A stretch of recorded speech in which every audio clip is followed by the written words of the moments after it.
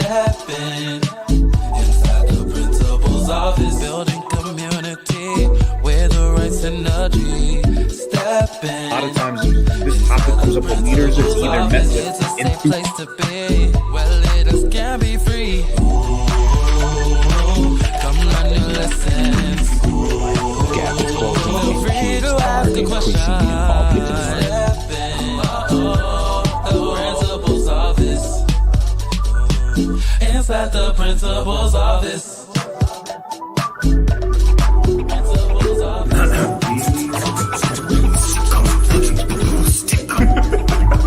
I mean, are you guys principals or middle school students? Inside the principal's office.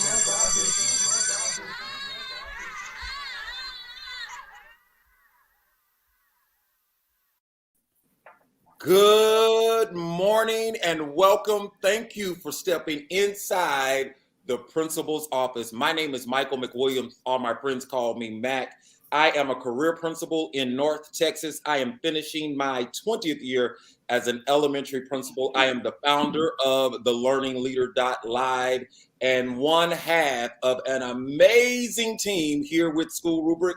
My co-host, Charles Williams, who is brilliant. We are so excited to be back with you today for Inside the Principal's Office. Is a safe place for school leaders, those who are aspiring to be leaders, those who want to understand their school leader better.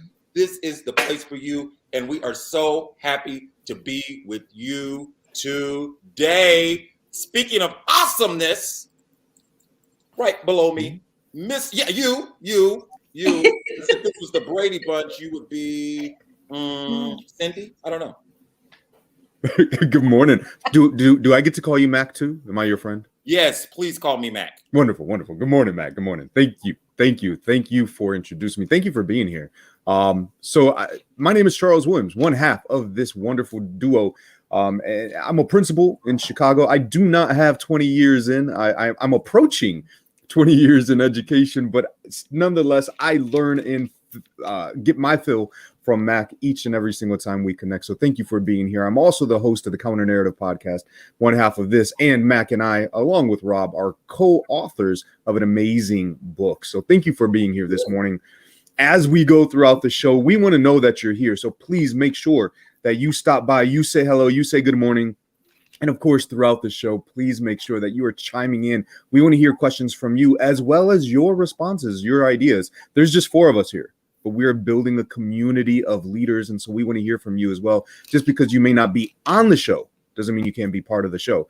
But speaking of our community, we have 2 amazing guests here with us this morning. We have Jillian and we have Sue. Now, I have the pleasure of knowing Jillian already. So Jill, if you don't mind, I'm going to let Sue go first, learn a little bit about her, and then I'll pass it over to you. Thank you, Charles. And it's just brilliant to be here. So all the way from Europe. I'm a head teacher at the British School in the Netherlands, and I've been in school leadership working internationally for the last 25 years. And I'm in my 4th headship at this brilliant school here in The Hague, just south of Amsterdam. I'm currently leading 3 to 11-year-olds, but we're a big 4-campus school with 2 of those campuses going into year 13. So we've got students going from 3 to 18 years old. Wow. Totally international. We've got 80 to 85 nationalities represented amongst our students. So although we call ourselves the British School, we actually have a very small percentage of British passport holders, obviously, because of Brexit and all the rest of it. And we celebrate our real diversity of student population and obviously our parent community as well. Absolutely brilliant to be here. So I'm really pleased to get to know you all.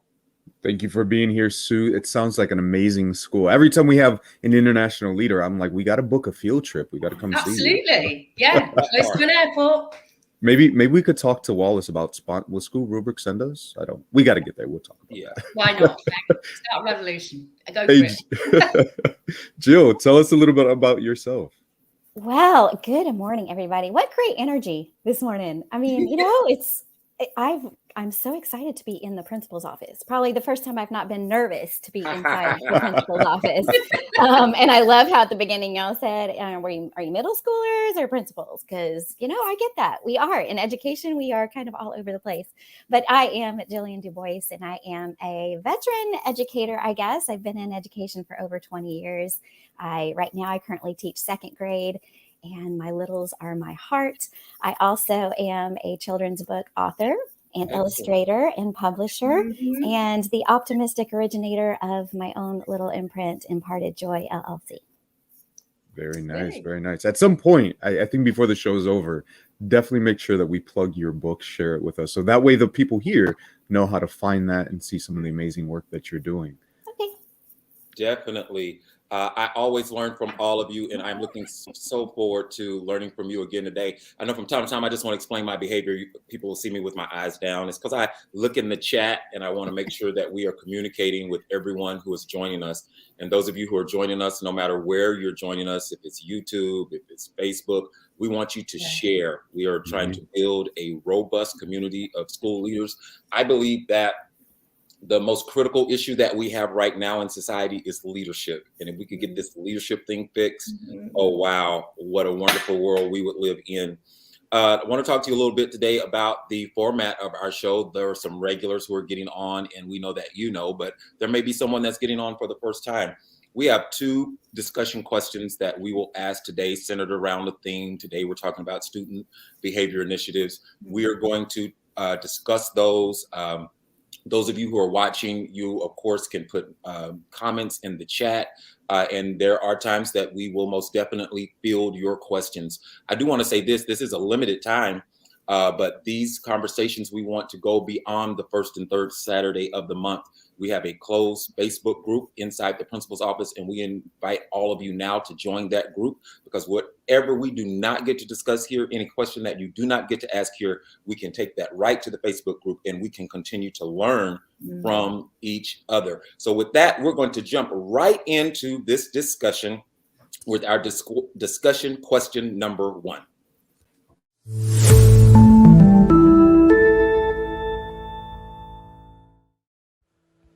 Inside the principal's office, discussion question 1. Rules are simply a list of things that we should not do, while expectations communicate the desired behavior using a positive framework and encouraging responsibility. So as leaders, how can we shift the mindset of creating rules to creating expectations in our schools and organizations? Wow, I think that is an awesome question. And I believe that it is one that we all must tackle. So let's just jump in here and let's start having this conversation. Let's go to our European colleague. I would love to hear your thoughts on this question. And I have my pen and I'm ready to take notes because this show is about improving our practice. So I want to talk about all the great things you're going to share with us today. Yeah. When I was thinking about this question, I mean, it just resonates so strongly with me about expectations being what drives the culture that you set up in your schools. And I was thinking about the beginning of my tenure at my current school, where I really had to set the steer really of the culture that we were going to create for our students. And I think it really starts with the adults that are going to be working with the students and being really clear about what we expect of each other in terms of how we show up every day, what our use of language is, how we treat each other, how we model collaboration and working together as a team. And I remember when I first started at the school, I just spoke to the staff really about what did we want to establish as a culture, a safe culture, a warm culture, a welcoming culture for our students, and how could we do that in the way we show up every day in terms of our actions and our way of being. So I think that's the really important part, and the students, they will copy that. And they'll aspire to be like that. And so we need to be making sure as leaders and then as members of staff, that the language that the children hear around us is the language that we want them to copy as well. So, we always talk at my school about high expectations, that the children will always meet that. So we set out at the beginning of every year the expectations that we want from our students. And that's about learning behaviors, about how you are in lessons so that you're ready for learning, how you are when you're talking with each other. And we practice that. We show them pictures of it being done well, and just help them into that kind of expectation of behavior that's going to make them the best learners they can be. Yeah. Those are just starts, really. I can go on about this because I'm so passionate about building that culture and using language and our own behaviors to help our students really know how to be the best they can be. Sue, I share your passion there, and I definitely agree. And what you talked about was starting with a conversation, having Absolutely. a conversation with staff members. And I also think that it's very important that we bring kids into that conversation as well. Culture is different than climate. Culture is how we do things in this building. And I think it's very important for us to collaborate. And then even children have the opportunity to say, I do this with my staff, and, it's important to do it with the students as well. I do an activity at the beginning of the year. You get the best of me win.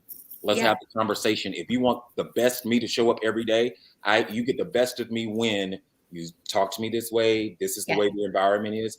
Kids need that same space to be able to talk about how they feel and what they need. There's some kids that when they do well, they don't want a big deal made out of it. They don't want their names. They don't want their names on the announcements. They don't want to be singled out. And that's important for us to know.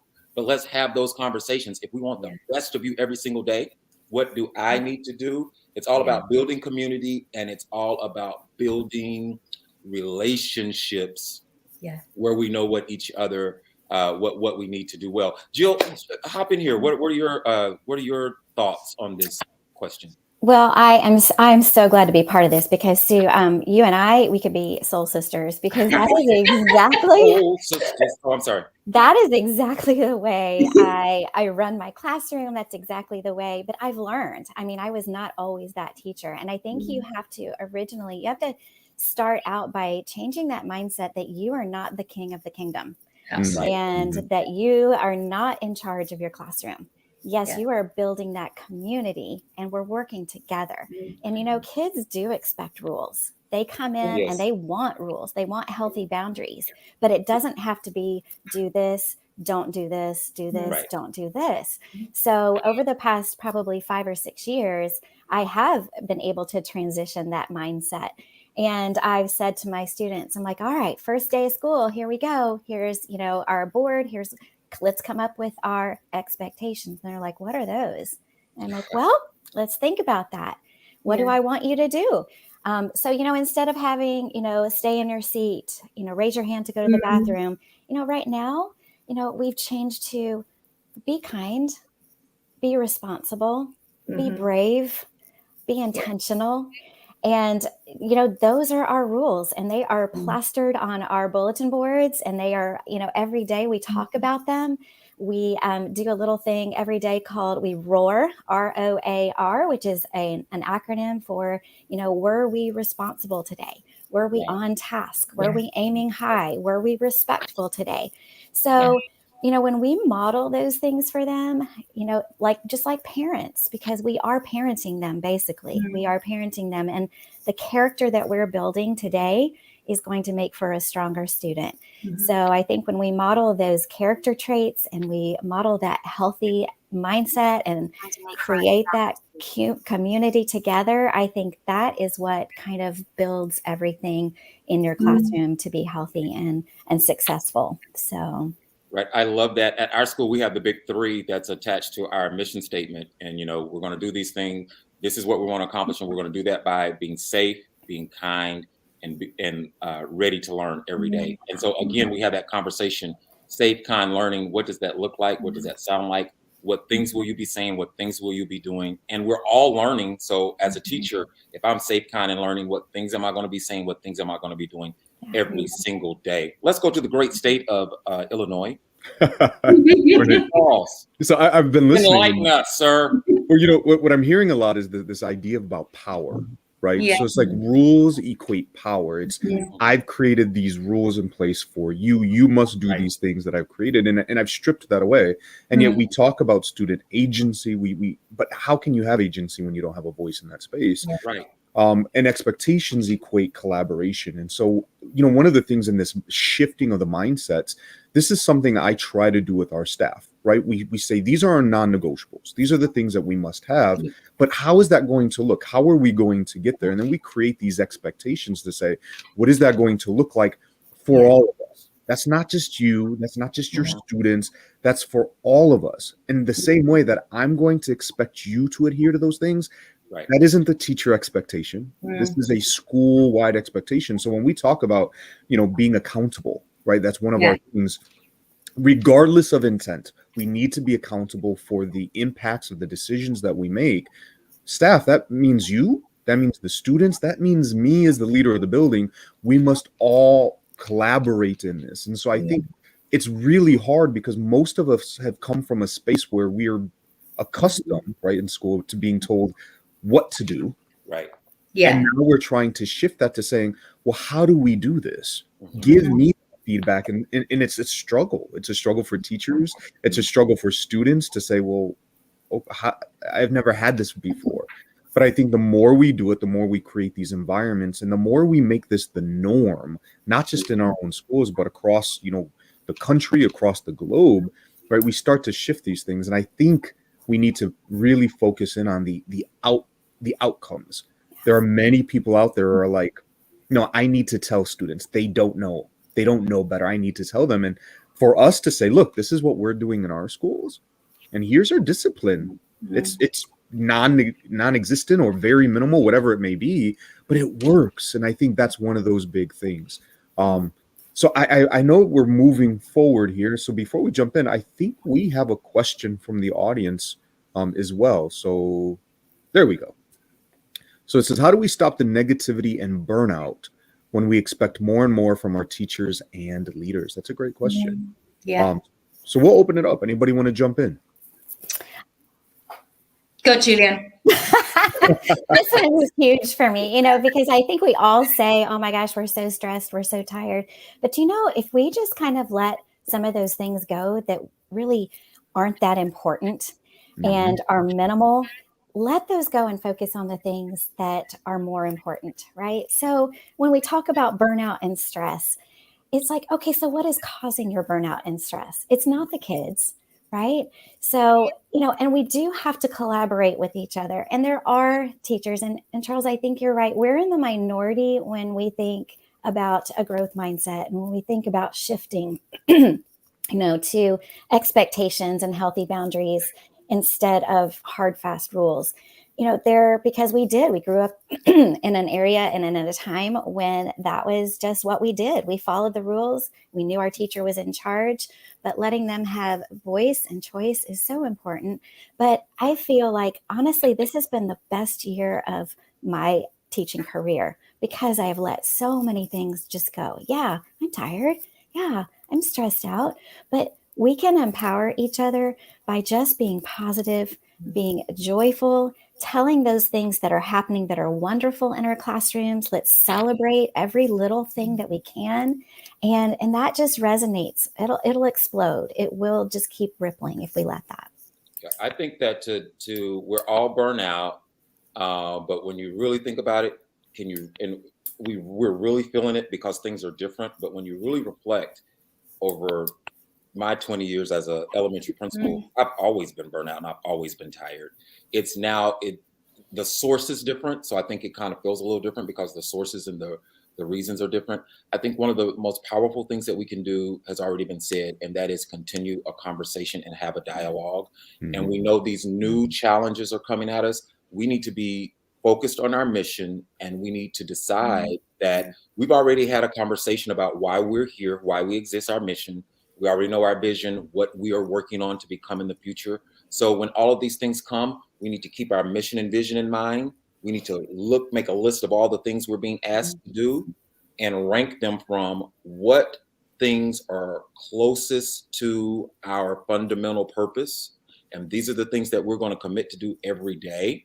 Yeah. And these other things that come our way, we just put them in priority. But we as a group, we commit that these are the 10 things or the 12 things that we're going to commit to support each other in. We're going to come to the school every day. We're going to make sure it's done in excellence, and everything else that falls behind.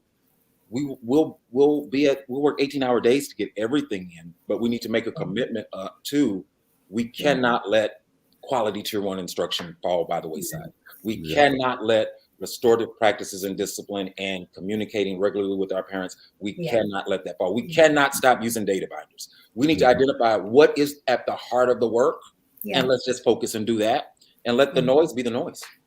Yeah. I think you're right, Mike, as well. And I was saying, I would think that in terms of stress and burnout, we have quite a significant responsibility as leaders to make things manageable for our staff. And so much of that comes down to planning. Right. Planning ahead, making sure that you've got, like you say, the priorities right at the focus of that, and stripping out the rest. And if that means that concerts have to be cut out, or celebratory days that you've done forever and need a lot of prep for, well, take it down. It's just really making things as simple and as straightforward as possible, so that teachers have the energy to be with the children, to be present with them and enjoy the day with them, and really help them as individuals.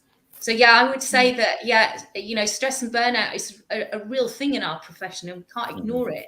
But I would say that that the management of change and how we pace that, keeping the focus always on our core business of educating our kids, is really key. And then secondly, like, if you're spending 80% of your time whinging and moaning about how tired you are and missing all those great things, it's flip it and try and use the narrative as much as we can about the great things that go on in our schools. And they do. It's just they need amplifying quite often. And it's just you just had the quote of the day. That was the quote of the day. That was the quote of the day. That little blurb. That's the blurb of the day. Thank you for saying that. So, I want to connect this back to, directly to this topic, because this is something I think about. As we get tired, we start to feel like we're losing control. And so I think a lot of times when we focus on those menial behaviors to say, I have some control, right? But then when we start fighting those little battles, the only thing that does is make us more tired because we're expending more energy. And so it's just those little things. And I love the fact that we're talking about focusing on those things that are important. Yeah. And as I mentioned earlier, that Mac and I and Rob, we are co-authors of this book. And so we're always trying to make sure that we're tying the topics back to this book. And so one of the things that I want to do is I just want to highlight week 20, which was called Eating in the Hallway. And this was one that I had actually wrote. And in that chapter, I talked about the fact that I was walking down the hallway, and I was eating in the hallway. Now, we have an expectation, not a rule, that we don't eat in the hallways. Well, because if I'm carrying coffee and I spill that on a student, it's dangerous, right? If I'm eating, I'm not paying attention. We have spaces for that. But I'm running down the hallway, eating as I'm on my way to a meeting, and one of my students stops me and says, "Hey, you're not supposed to be doing that." And a teacher got really upset. And I said, No, you're absolutely right. This is an expectation for all of us, right? I should not have been eating in the hallway. I was, not adhering to our expectations. I appreciate you for the reminder. And the teacher was flabbergasted. The kid was a little like, ha ha ha. But it's that idea that this is. Yeah. So it was, this idea that it's collaborative. And so, again, these stories in this book, these are real life experiences of ours. And we're always trying to make sure that, this is just what we as leaders are dealing with. And so we hope, that if you have this book, or if you go and pick up the book, on Amazon or whatever, that you'll be able to utilize it within your own practice. So as we get ready for chapter 2, question number 2, one of the things that we're talking about is this idea of rules and expectations, right? Rules, you think punishment. You break a rule, you get punished, right? But expectations, that is a community thing. And if I don't adhere to an expectation, I damage the community. So how do we fix that? How do we repair that? and that is restorative justice. And so that is question number 2. So let's jump into it.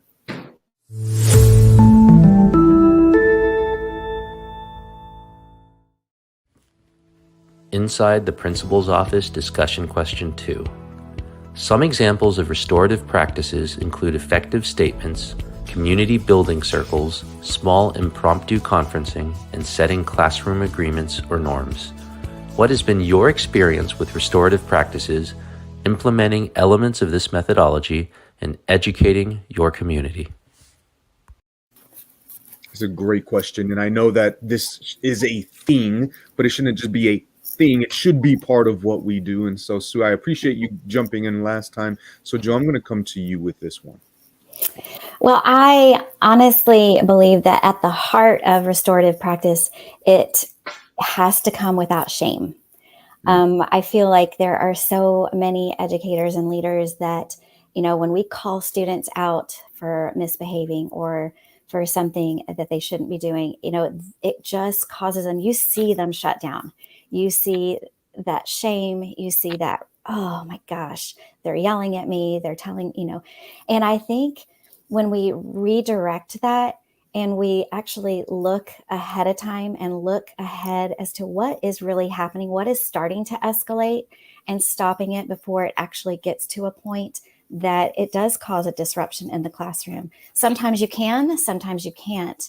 But I know with my own students, if I notice that, as a group, and we just all of a sudden, there's too much bickering between them, or somebody is getting out of control or out of hand, I just say, if you can hear my voice, take a deep breath. And the whole class stops. And they take a deep breath. All right, if you can hear my voice, exhale quietly. And we do that 2 or 3 times. And immediately, just that little mindfulness will immediately calm our classroom. Now, I know that doesn't work for every classroom, but that's the culture that we've built. And so that's the environment that my kids understand and expect. And they know, okay, she needs us to just step back and breathe. And I always say, hit that pause button. And, they do respect that, and they learn to respect each other, and they learn to respect me as a leader when we model those boundaries for them, and we model that every single day. And it's not always, we just have to be consistent with it. It is not something that comes naturally for a lot of students. It's actually, we think about their home lives. They're all so different, and they all have different needs. And we have to just understand that. We have to be patient. But yes, there are times when we do have to initiate some guidance and some redirection, and to problem solve and resolve that conflict. And I always start with, let's talk about it. I don't automatically say, stop that right now, because that just draws attention to the wrong behavior. So let's say, how can we talk about this? How can we work through this? And at the end of the day, we have what's called a reflection time, and we have community circle, and we sit and we talk about, okay, what went wrong today? What didn't go great? But what went right? And what can we do better tomorrow? How can we get 1% better tomorrow than we were today as a class? And when we work together as a group, instead of picking out individual behaviors or individual who are acting out, those students actually learn to feed off of each other. I have heard several students who, when they see or they hear other students who are, being disrespectful or being unaccountable, they'll go, hey, do you remember what our expectations were? And they're 8-year-olds. If 8-year-olds can do it, anybody can do it. Absolutely. Absolutely. Sue, feel free to jump in. Yeah, I love what you say about what you want at the end of the day is for the students to be regulating the culture in the classroom. And when you get that, I think it's just fantastic. And the 3-year-olds can do it as well as 11 and 18-year-olds. One of the things that we work hard on in the school where I am, and this is across campuses, is we have what we call the BSN character profile. So we have a number of characteristics of learners that we feel are really important, like being compassionate, being curious, And this is language that we use all the time in the classroom. So we're always saying to the students that I'm really impressed at the way that you showed compassion today when, and exemplifying that back to the students. And we have a system where one child every week is going to be the learning warrior, and they're displaying those characteristics, and we're giving them feedback on it. So we'll be looking for times when student X is showing compassion throughout a week, and giving that student feedback on that very explicitly. And at the end of the week, every child in that class will write a note to that student saying, I saw you being compassionate when. And that really builds the awareness of the students around characteristics that are to do with being a great person and a great learner in the community. And it also helps them see that they add value, whoever they are. So it's kind of building up processes that are inclusive, so that every student realizes that they have a part to play. So do the peers in their class, however they show up. And they may be having a bad day, or they may be having a problem with a friendship, or there may have been an incident on the playground, whatever that might be. And it's the collective good of the group to actually help that student self-regulate and get back into the learning zone again. So I think when you've got the power of it, is when you've got every single adult consistently talking the talk and enrolled in that methodology, even down to tone of voice. Yes. And when you get that, the students know they're safe, and you see them being able to self-regulate more quickly, or knowing what to do if they need some time out, perhaps. Yeah. Sue, I love that. One of the things of my staff and students, they're like, Mr. You're always so calm. You're never angry. You're never you're always just so calm. And I'm like, yeah, I'm trying to keep the energy low and manageable and things like that. But I want to say this is that last weekend, or the 2 weekends ago, I was at the ASCD conference, and I was at Basil and Dominic's session, and something they said resonated with me. They said that if we have a kid who comes to class and they don't know how to read, we teach them to read. If they come to class and they don't know how to do math, even if they were like, you should know this, we teach them how to do it. But if they come to our class and they are not behaving, we punish them. Right. And so it's, a long time ago, I heard this thing that oftentimes it's a lack of skill, not a lack of will. So why is it that we punish our students? And so I want to give a huge shout out to my dean, Rodney Quinn, because one of the things he's done, as we know, statistics show that young Black males are adversely affected by, punitive behavior, consequences in school.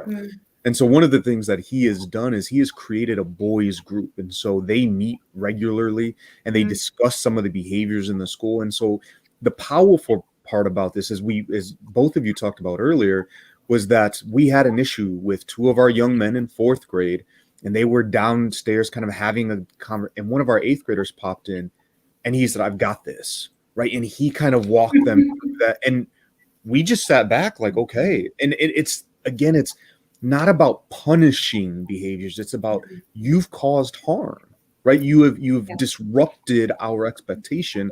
How do we fix this? How do we move forward? Because sometimes whatever it is that our expectation within our building is not the same expectation that exists outside of our building. And so that students' behavior isn't wrong, it's different. And so we have to get them to understand that these are the expectations in this space as opposed to the behaviors in that space. And so I get restorative practice is really challenging for some people, right? I get, as a teacher, that kid was disrupting my class. I don't want that kid in my class. They need to be out of but is that for the kid, or is that for you as the educator? Because the reality is that kid being removed from your class isn't fixing the behavior. It's giving you an opportunity to calm down and to have your space. But that isn't what we should be doing. And so I know we're getting close to time. So Mac, I want to throw it over to you for some closing thoughts before we jump into ideas that stick. I think the most important things you've said, there's not a lot that I can add, is that we have to teach the behaviors, and we have to model the behaviors that we expect, that we can't hold kids accountable for behaviors and things that we have not taught them We cannot do that. And I like that restorative practice these are life lessons that they're going to need. And I think that question is, if you've caused harm, what are you going to do to fix it? What are you going to do to repair the relationship, and just that focus on community? Hey, we've had a powerful time today, and wow, I want to just continue talking, but I know that our time together this morning is limited. Hey, I'm wearing a purple shirt today. Why, Matt? Why are you wearing purple? Because I look good in purple. No, I'm just playing. No, actually, I did not realize it, but just it just happened this way, and it's great because did you know today is World Autism Awareness Day? So we all have students. I have children in my family that have autism, and most definitely we deal with them every single day. So I challenge all of our viewers today to Google, find something out that you can use in your professional practice next week. Learn at least one thing about autism. As Siri, as Alexa, learn something today about autism. We're getting ready to move into our ideas that stick, and this is when we really start talking about our practice. Before we go into ideas that stick, we do want to send our love out to Wallace, who is one of the SchoolRubric founders and usually works behind the stage. He is not behind stage today. We have Ryan, but Wallace is not here because he lost his father and he's preparing for his memorial service. So we do want to let you know, Wallace, that we absolutely love you. You are an incredible person, and we are praying for you today.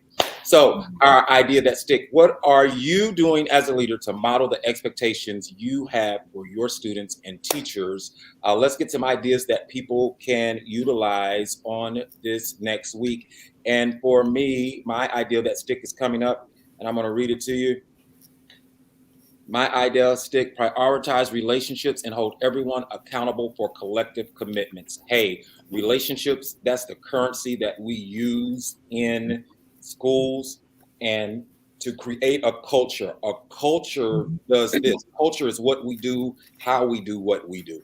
Climate is how we feel while we do it from day to day, but it is our job to build a very sound culture, and we have to build it around that accountability and the relationships and how what I do impacts everyone else around me. Sue, jump in. What's your idea that sticks?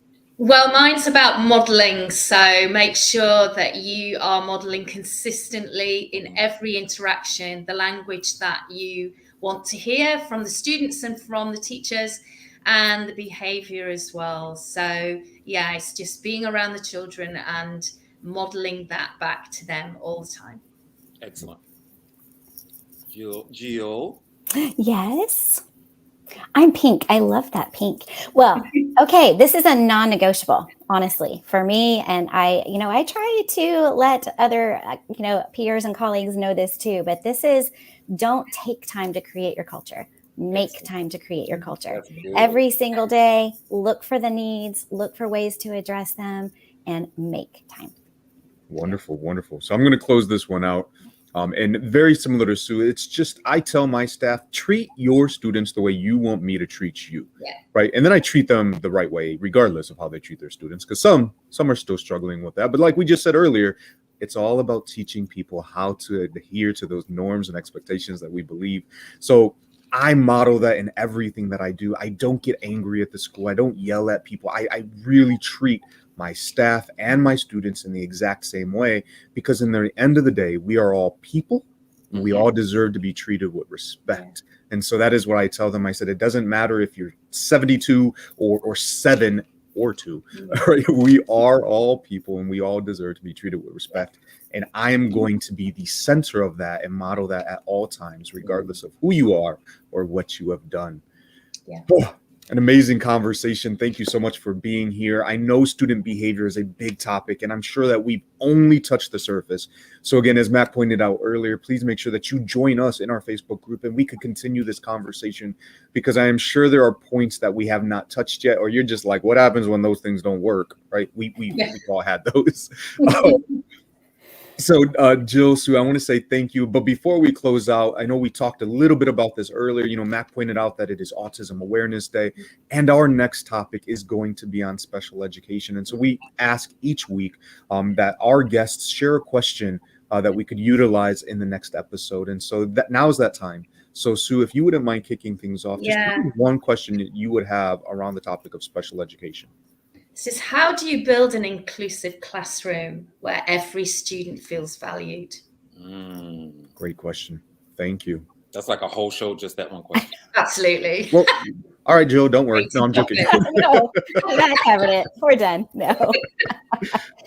I think my question would be, how do you accommodate and sometimes have to modify in the classroom with a student who has special needs without having them feel shame? Yeah. Great That's question. another whole question. We may have a special education month. Well, there we go. Now we have our next 2 episodes. We'll definitely be sure to join us in this space on the 16th as we're discussing the special education and figuring out how we're going to navigate that, because those are 2 great topics.